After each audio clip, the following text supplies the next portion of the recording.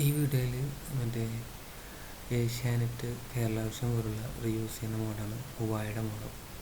അതിലെങ്ങനെയാണ് IP reserve ചെയ്യുന്നത് ഒരു ഡിവൈസിനും.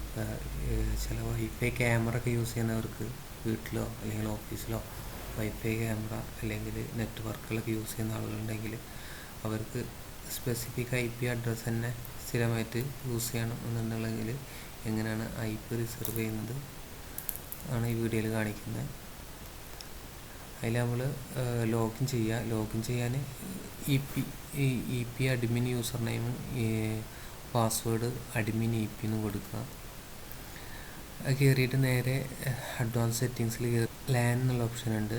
ലാനിൽ കയറി കഴിഞ്ഞാൽ ഇതാണ് DHCP സ്റ്റാറ്റിക് IP എന്നുണ്ടാവും. അതിൽ നമ്മൾ എന്ത് ചെയ്യുക, നമ്മുടെ ഡിവൈസിൻ്റെ MAC അഡ്രസ്സും പിന്നെ അതുപോലെ തന്നെ IP അഡ്രസ്സും കൊടുക്കുക. അപ്പോൾ ചിലർക്ക് MAC അഡ്രസ്സ് അറിയാതുണ്ട്, ഫോണിൽ ലാപ്ടോപ്പ് യൂസിനൊക്കെ പെട്ടെന്ന് പറ്റും MAC അഡ്രസ്സ് അങ്ങനെ എടുക്കുക. അല്ലെങ്കിൽ ആ നെറ്റ്വർക്കിൽ കയറിയിട്ട് IP സ്കാൻ എന്നുള്ള ആപ്ലിക്കേഷൻ വെച്ചിട്ട് സ്കാൻ ചെയ്ത് കഴിഞ്ഞാൽ നെറ്റ്വർക്ക് കണക്റ്റഡ് ആയിട്ട് ഡിവൈസിനുള്ള MAC അഡ്രസ്സ് നമുക്ക് കിട്ടും.